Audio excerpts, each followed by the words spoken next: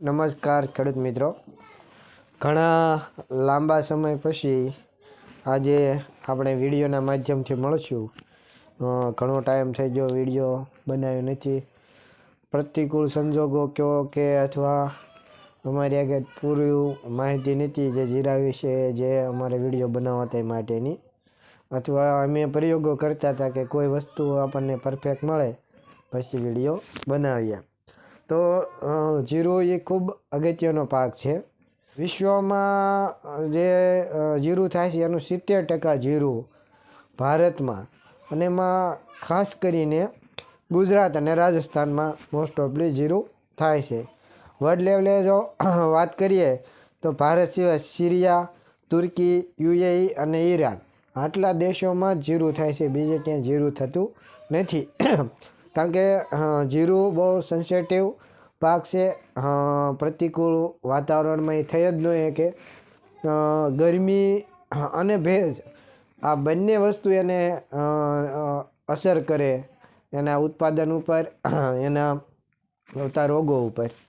તો આજે આપણે જીરામાં જે બહુ અગત્યના બે રોગ કહેવાય કે જે જીરાને 80% ખતમ કરવાની તાકાત રાખે છે, એ સુકારો અને કાળી ચરમી.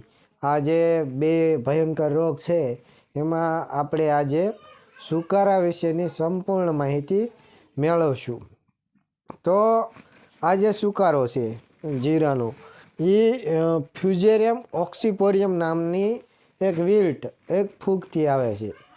આપણે જેને તમે લીલો કે પીળો સુકારો કહો છો એની વાત કરવી છે. તો જેમાં છોડવો જે લીલો સુકાય છે, જે માથું નાખી દે છે, એની જ વાત કરવી છે. કાળી ચરમીમાં પછી આગળ જશું. તો એ જે માથું નાખી દે છે એમાં શું થતું હોય છે, આ જે છોડ હોય છે, આ એના મૂળ. તો આ જે ફંગસ છે ફ્યુઝેરિયમ ઓક્સીપોરિયમ વિલ્ટ, એ અહીંયા મૂળમાં લાગે છે, ના એની કોલોની એટલે કે એનો પરિવાર બનાવે છે. અને ધીરે ધીરે એ જે છોડની જે જલવાહિની અને ખોરાક વાહિની છે એને બ્લોક કરી દેશે. જો તમે એવો લીલું માથું મારેલો છોડને આમ વચ્ચેથી ફાડો તો આ જાંબુડિયા જેવું તમને આમાં કાળી પટ્ટી દેખાય. તો આ જે વિલ્ડ છે એ અહીંયા લાગી અને જે ઉપર જતો જે ખોરાક છે એને બંધ કરે છે અને બ્લોક કરે છે. એ ખોરાક પોતે લઈ લે છે, જેના કારણે છોડવો લીલો ઢળી પડે છે. તો આ જે ફૂગ છે એને નાથવી ખૂબ જ અઘરી છે, કારણ કે આવ્યા પછી એને કંટ્રોલ કરવો અઘરો હોય છે. એટલે એમાં આગોતરા પગલાં લેવા પડે.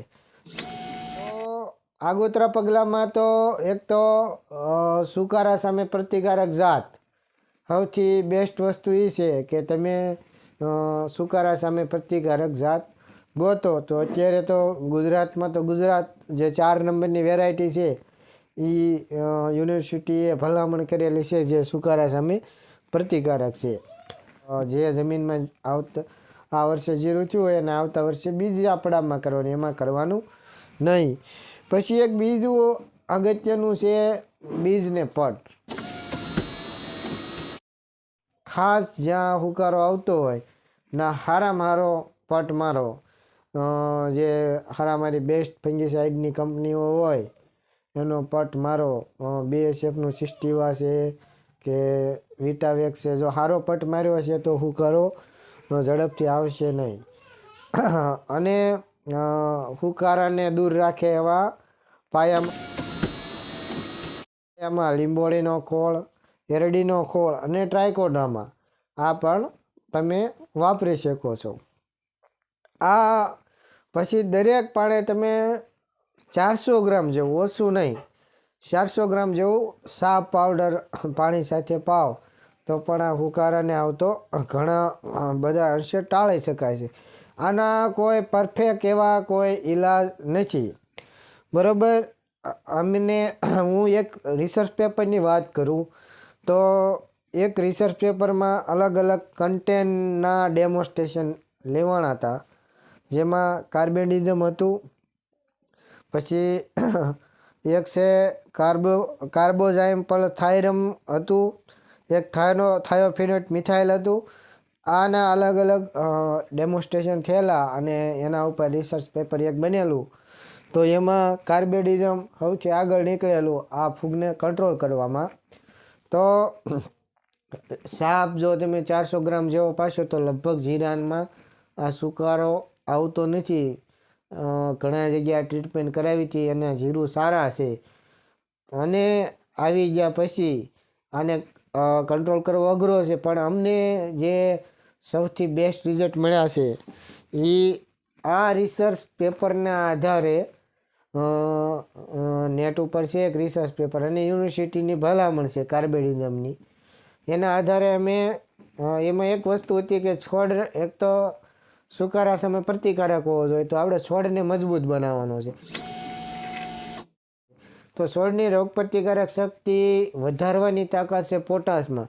તો અમે કાર્બેડિઝમ 50% પ્લસ પોટેશિયમ મોલિબ્ડેનમનો સ્પ્રે કરાવ્યા હતા, જેમાં સુકારો આવી ગયો હતો. એમાં સારો એવો કંટ્રોલ, એટલે હા ઊભું રહી ગયું હતું. બીજું અમે કાર્બેડિઝમ 0050 કરાવ્યું હતું, કાર્બેડિઝમ અને પોન્ટીપ કરાવ્યું હતું. એમાં સૌથી બેસ્ટ રિઝલ્ટ કાર્બેડિઝમ પોટેશિયમ મોલિબ્ડેનમ અને કાર્બેડિઝમ અને પોન્ટીપ 20 ml લેખે જ્યાં કરાવ્યું હતું ના સૌથી સારા પરિણામ મળ્યા હતા. કરિયાણાના એક ખેડૂત તો એવા હતા કે જેને આખું એના ભાઈને એગ્રો હતો, એનું જીરું હુકાતું હતું. બધું કર્યા પછી સંપર્કમાં આવ્યા અને આ ડોઝ કરાવ્યો તો એનું જીરું ઊભું રહી ગયું. એવું આજે હું બધા જે એ એક ભાઈ થ્રુ વાયા કરાવ્યું હતું એને પૂછ્યું હતું નાના કે એને ખૂબ સારા પરિણામ છે અને જીરું ઊભું રહી ગયું. તો સૌથી બેસ્ટ પરિણામ આ ડોઝમાં રહ્યા છે. એટલે અમને આ પરફેક્ટ લાગ્યું એટલે આ ડોઝ તમારી સમક્ષ કીધો. બાકી આને તમારે આગોતરી જ રોકવી પડે. આવ્યા પછી કોઈ એવો પરફેક્ટ ઈલાજ નથી. હવે કાર્બેડિઝમની વાત આવી તો કાર્બેડિઝમ પછી જો બીજા નંબરે કોઈ તત્વ આને કંટ્રોલ કરતું હોય તો એ છે થાયોફિનેટ મિથાઇલ, જે એક તમને આગળ રિસર્ચ પેપરની વાત કરી. એ રિસર્ચ પેપરમાં પણ આ કન્ટેન્ટ લેવાનું હતું અને એમાં આ બીજા નંબરે આ કન્ટેન્ટ મૂકી શકાય. આ સિવાય કાર્બેઝિમ અને થાયરમ એનો પણ પ્રયોગ કર્યો હતો આ વિલ્ટને રોકવા માટે. એ બહુ રેર કેસમાં રિઝલ્ટ મળ્યા હતા, એટલે એને ઝાઝા પોઈન્ટ ન આપી શકાય. પહેલાં પર કાર્બેડિઝમને અને બીજા નંબરે થાયોફિનેટ મિથાઇલ ને મૂકી શકાય. તો આ બે કન્ટેન્ટ અને ખાસ કરીને આમાં જે ટ્રીટમેન્ટ કરવાની છે એ જમીનમાં કરવાની છે, કારણ કે આ ફૂગ રહી જમીનમાં આવે છે. એટલે ઉપરથી જે આપણે આ કાર્બેડિઝમ જો ઉપરથી સ્પ્રે કરીએ તો એનું પરિણામ આવે, કારણ કે એ પોતે સિસ્ટેમેટિક છે, એ ઉપરથી નીચે તરફ જાય. પણ સૌથી બેસ્ટ રિઝલ્ટ લેવા માટે આપણે આને પાણી સાથે ટ્રીટમેન્ટ આપવી પડે. સામે એક રિસ્ક પણ લેવું પડે, કારણ કે આ જે રહ્યો જેરેમ વિલ્ટ એ પાછી પાણીથી જ આગળ વધે, એટલે પાણી દ્વારા જ એનો ફેલાવો થાય, એટલે રિસ્ક પણ છે. તો આ જે વાત હતી એ તમારી સમક્ષ મૂકી. હવે આપણે આગલો વિડીયો કાળી ચરમીનો બનાવવાનો છે, બરાબર. એ તમને અમે એની ફૂલ ડિટેલ્સ એ તમને પ્રોડક્ટ સાથે